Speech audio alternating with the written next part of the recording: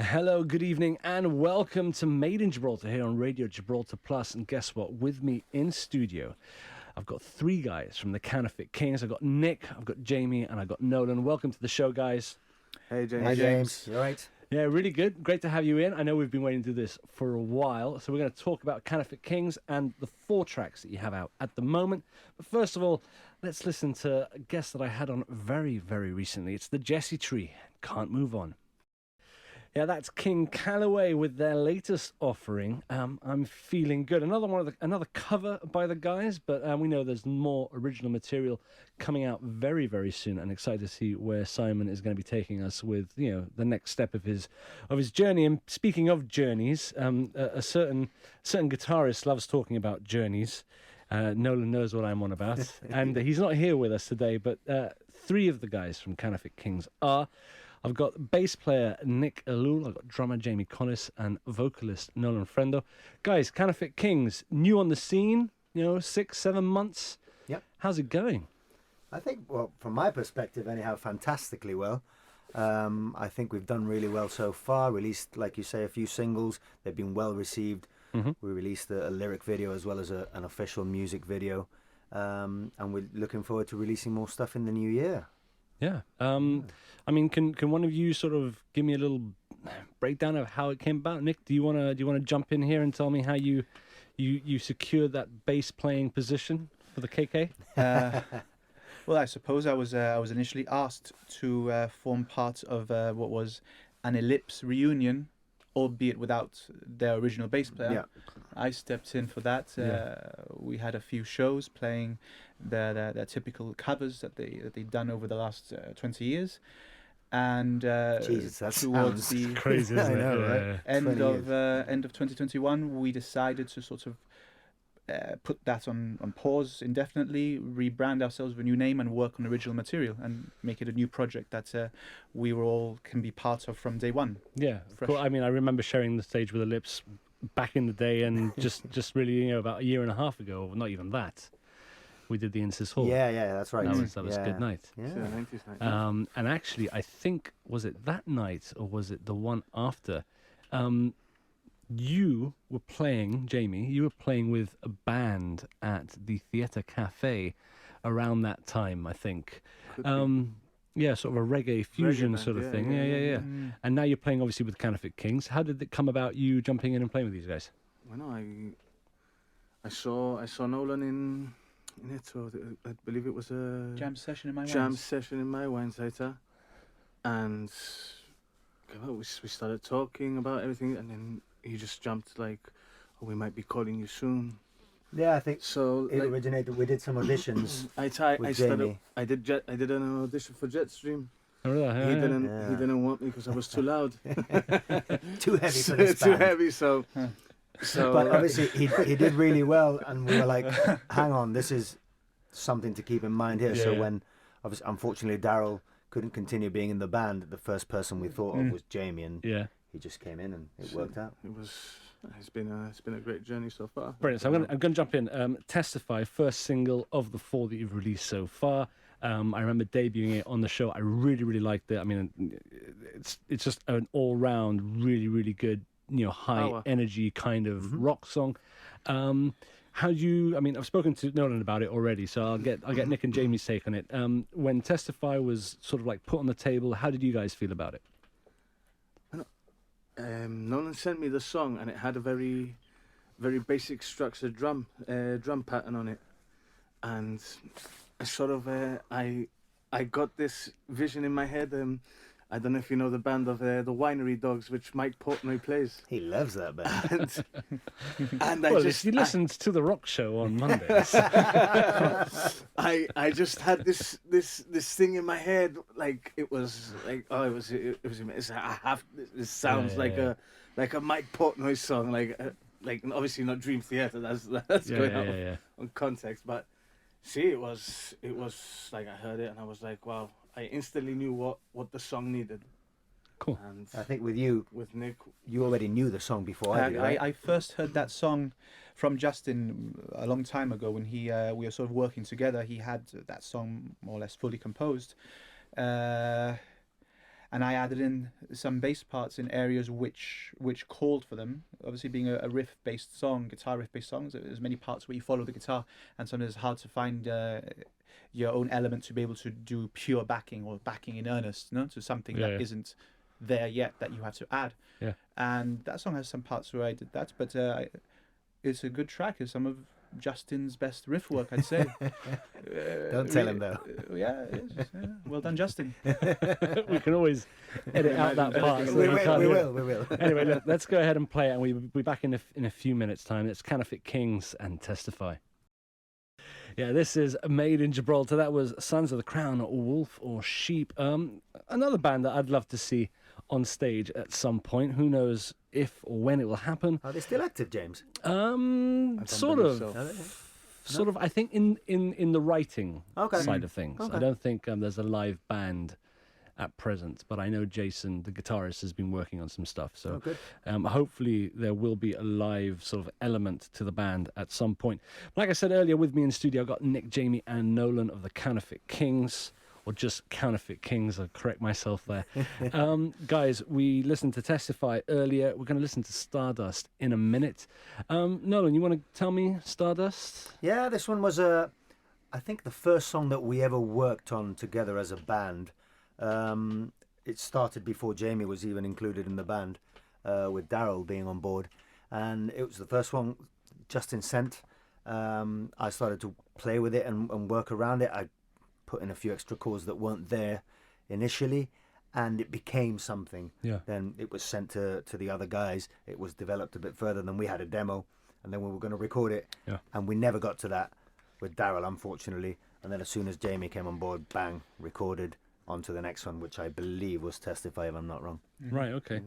I mean, it's another well-received song. I mean, I've noticed as well that you've got sort of individual artwork for each song that you've been releasing, as well as you working with Zay Magnasco on that. That's right, yeah. I'm sure it's giving him a lot of joy to do something out of the box. He's done a good job. He's done really good. How do you think, what was your perception of how Stardust was received? I can see you really, really want to talk about it, Nick.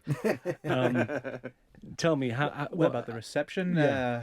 I had in terms of composing the bass lines for that one, I could talk a fair bit about it. But in terms of its reception, that was interesting. That was an interesting one. It presented an interesting challenge. Okay. Tell me about it. Tell me. What was interesting about that one was the verse and the chorus pretty much have the same chord progression, the same two chords. So it was a bit of a challenge to come up with something good for the verse, and then within the same sort of harmonic setting, have to come up with something different from the chorus that had a different bounce and drive to it, but yet came from the same chord. So it was a bit tricky to whittle two different things out of the same thing. But I was quite happy with.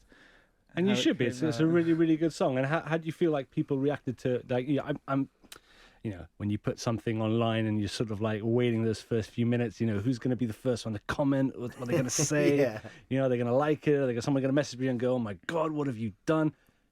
What kind of reception did you guys get? That was exactly it. I actually remember, was it that song? But Justin said, I showed the track to James, and he says he likes the middle eight. good bass interlude in the middle eighth. Well, you would say that, wouldn't you? I think in terms of reception, no, the thing is that the way he said it. I have to tell you that whatever I say to Justin, you have to take it with a pinch of salt. Exactly. Yeah. So he hates the middle eight. It's like Justin, the way Justin said it, he was a bit like. I might say it because is that it? He just likes the middle eight. I can't remember now, but maybe I said it because there's no guitar in it.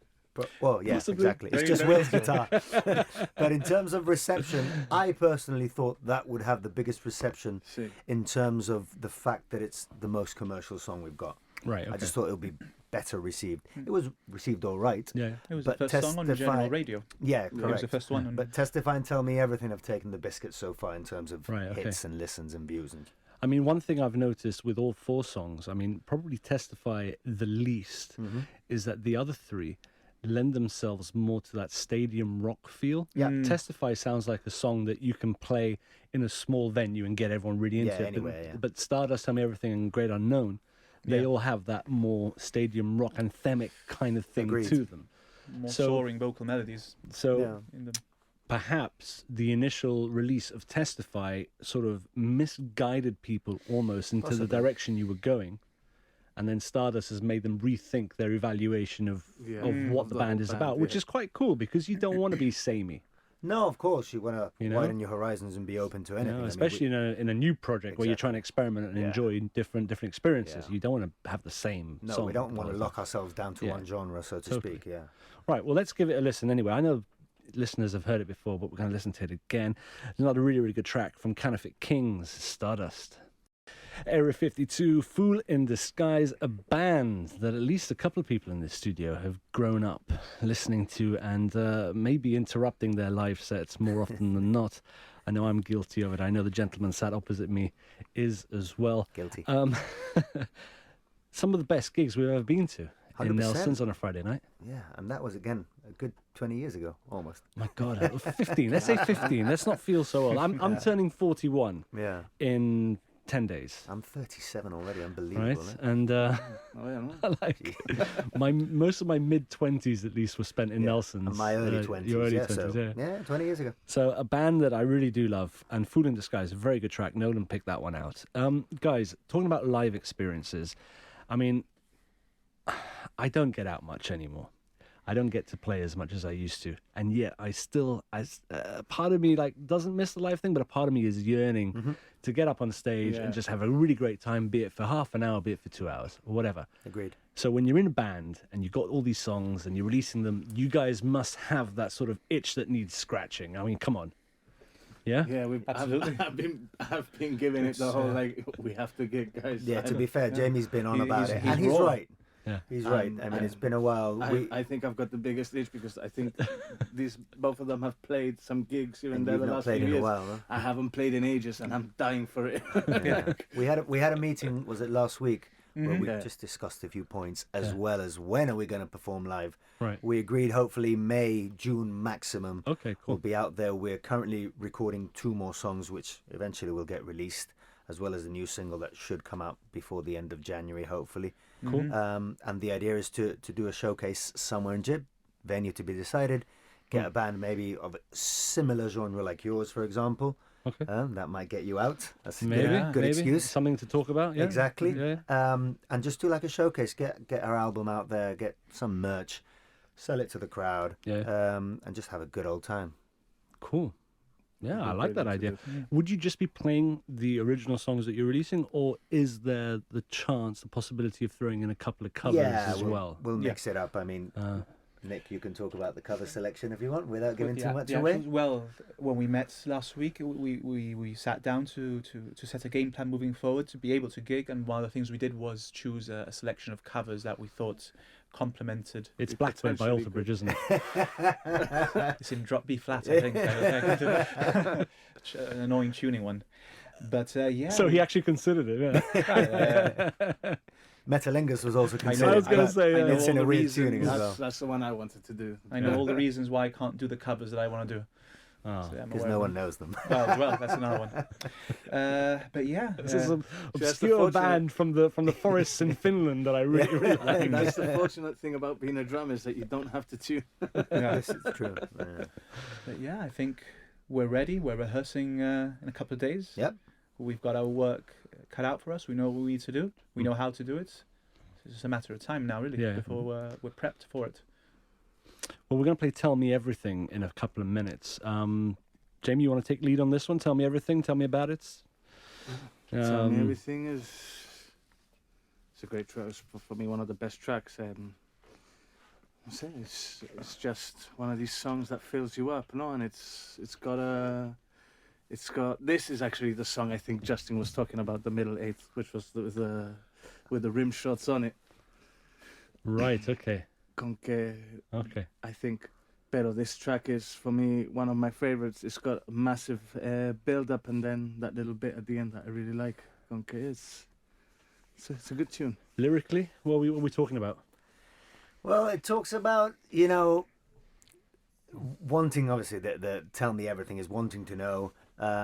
It talks about despair as well, about depression as well in there. It was a collaboration with myself and Justin. I actually wrote a first initial draft there. Certain parts stuck, and then Justin rewrote other areas there. Okay, And cool. because of that collaboration, it has different storylines in there, which make it even more interesting. It's the type of song whereby if you read the lyrics out loud to yourself, it could be interpreted in many different ways, which Cool. I like. Yeah, definitely. So yeah, very interesting song indeed. Cool. And very anthemic, like you said earlier. The chorus Yeah, is just yeah. huge. Yeah, totally. Yeah. Yeah, cool. Right, let's play that one right now. Welcome back to Made in Gibraltar. Aquí estoy, Taxi. Just quickly, just off the beaten track for a moment. Jetstream, Nolan. Yes. Supporting Taxi. 4 dates. That's correct. 3 of them are sold out. 4th one, I'm guessing, is probably gonna be very, very soon. guess so, yeah. Or maybe it is while we're talking, or maybe it already has while this is going on. Great to see the guys back. Absolutely thrilled that they've sold out 3 of the 4 dates. I mean, the 4th one's just been announced, so no doubt that will go as well. Yeah. It's fantastic. I mean, the fact that there's still demand for it makes Yeah. me very happy as a long-time fan of Mel and Diesel especially. The fact that we were called to support as well and lend a hand is also amazing. Just looking forward to it. You know, we've been working on the set already on the show and how to manage that. We're thinking of doing maybe the whole 40 minutes without stopping. How is your drummer going to survive? That's what I want to know. I know, right? He's literally not going to stop all night. For those that don't know, the Jetstream drummer is filling in for Taxi as well, which means that he's got double duties on 4 nights. At least he's using 1 set of gear, which is easy, I suppose.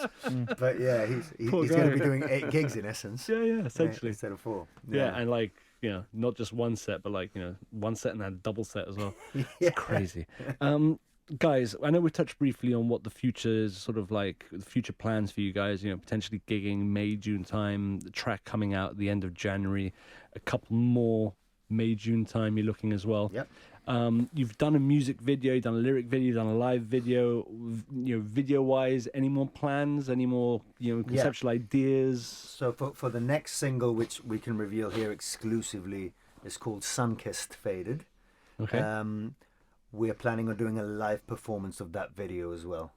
Awesome. Recorded live in a, I don't know, maybe a basement somewhere cool with some really high shots and stuff. It's still to be Yeah.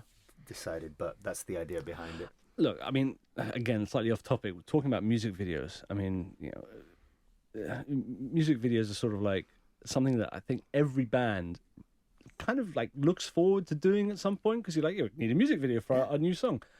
How difficult is it finding locations in Gib to do stuff? 100%. Very And crossing over the border means taking your equipment, which is also a headache, for lack of a better word. But yeah, and then there's the whole element of, hey, let's record the music video, let's put it out there, and then you get 100 views. Like, is it actually worth it? Is the music video dying? Are people actually tuning in to look at music videos anymore? I don't know. Is it needed? Maybe. Do we want it? 100%, but... Yeah, I think my personal view is that the idea of coming up with an idea for a music video and a script and a storyboard and everything, I think those days are a little bit gone unless you've got the sort of fan backing of a big band where you do something cool and everyone goes, "Oh, what a great music!" Yeah. I think it's just better just seeing live videos. So you have the memory of performing live. You've got the visual representation of it, and you've got a video, which is good. Agreed. Yeah. And you're performing live. Yeah. That's what I think. Yeah, the whole concept videos and all that's for bigger bands, established bands. Yeah. At our level, Yeah. not really needed. What do you think, Nick? Is he chomping at the bit there? Maybe I'm not sure. It's the same thing as I'm not the sure it's a album. valid point, but maybe locally people might not be so interested in music videos because nowadays, if a local band puts out a song, the production quality of the song can be pretty comparable to a professional top level artist. Mm-hmm. But if you compare local music video to the music video that a top level artist can produce, the gulf in production is just massive. Yeah, I mean, It's we're bigger- not it's going to bigger be than doing the Dolphins. Rammstein music videos here. No, of course. One of my favourite bands. It's a bigger gap than the sound quality. Yeah, I'd I say, mean, I would because- say I kind of agree with you there because I will listen to the new Rammstein song because I know the video is going to be brilliant and I'm going to watch the video and listen to the song. Yeah. And the song's going to be good because it's Rammstein. I like Rammstein. So I will listen to it and I'll go, oh, this song's great. But the music video, my God. And I will tell everyone to come and watch the music video because, my God, it's so good. kind of like Muse were kind of doing that for a while as well, weren't they? Yeah. Pyrotechnics and everything. Maybe we have to Really good. reconsider doing a live video and do But something. you know what? See with the flamethrower. If you think about it, like one of your favorite bands, Audioslave. Yeah. What's their best music video? Like a stone. Like a Stone? Like- Show Me How to yeah. Live? Possibly, yeah, and it's still not over the top or anything. Very basic videos. Cochise is cool. It's got Yeah, the at the fireworks. end it's got the But fireworks. Show Me for it. How to Live is a great little music video, and it's so simple to Yeah, do. I know.